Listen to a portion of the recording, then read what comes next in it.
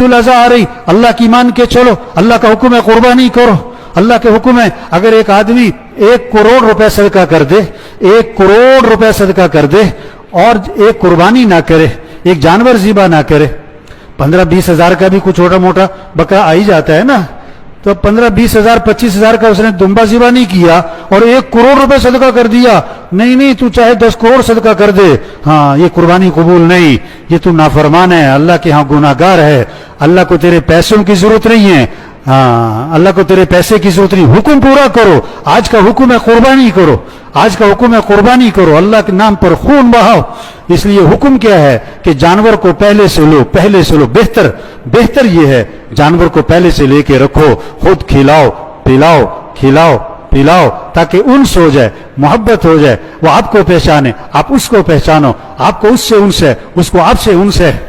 جیسے جانوروں سے انس ہو جاتا ہے نا، آواز پہچانتے ہیں، آہٹ پہچانتے ہیں، اشارے پہچانتے ہیں، اور حکم کیا ہے پھر اپنے ہاتھ سے ذبح کرو، یہ نہیں کہ کسائی کے حوالے کر دیا، ابھی تو 2 دن پہلے نہیں، شام کو رات کو لیتے ہیں، صبح قربانی کر دیتے ہیں، اور وہ بھی کہتے ہیں کسائی سے بھی بھیڑ دوسری،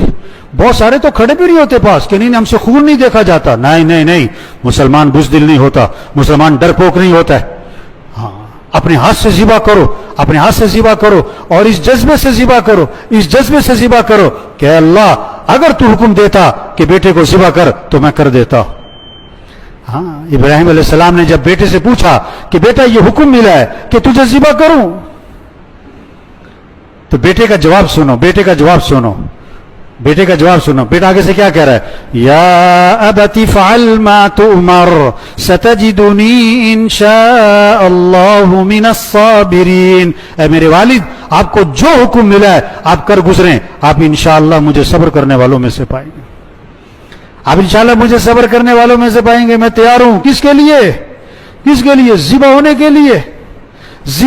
کے لیے تیار ہوں۔ ہاں اور بیٹا ابا سے کہہ رہا ہے کہ ابا ذرا آنکھوں پہ پٹی باندھ لیں، ہاں آنکھوں پہ پٹی باندھ دیں تاکہ آنکھیں مل نہ جائیں،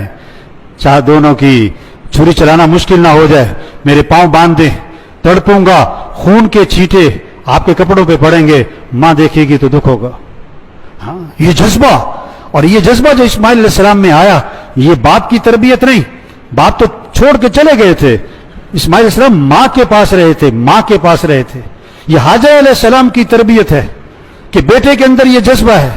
اس لیے کہتے ہیں سب سے پہلا مدرسہ گھر اور ماں کی گود ہے، سب سے پہلا مدرسہ گھر ہے، ماں کی گود ہے، یہ مائیں تربیت کر سکتی ہیں، مائیں ذہن بنا سکتی ہیں، ہاں مائیں بچوں کو نیک بنائیں۔ اب اسماعیل علیہ السلام کا یہ جذبہ کہ اے میرے والد جو حکم ملا کر گزرے ہیں میں تیار ہوں، یہ حاجر علیہ السلام کی تربیت ہے۔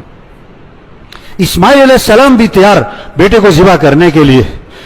بیٹا اسماعیل علیہ السلام وہ بھی تیار، اور حاجر علیہ السلام کو جب پتہ لگا، شیطان نے کہا نا پتہ کہاں لے کے جا رہے ہیں کہ ذبح کرنے، کہ یہ کیسے ہو سکتا ہے باپ بیٹے کو ذبح کرے، کہ اللہ کا حکم ہے، اچھا اگر اللہ نے حکم دیا ہے اور تو اللہ کے حکم سے روکتا ہے تو شیطان ہے۔ حاجر علیہ السلام بھی تیار، دنیا میں 3 طبقے ہیں، مرد اور عورت اور بچے، ان تینوں طبقوں میں یہ جذبہ آ جائے، ہمیں کس کو راضی کرنا ہے، ہمیں کس کی مان کے چلنی ہے، ہمیں کس کے حکم کو پورا کرنا ہے، ہم ہر چیز قربان کریں گے، اللہ کا حکم قربان، یہ جذبے کی یاد دہانی عید الاضحیٰ آ رہی ہے۔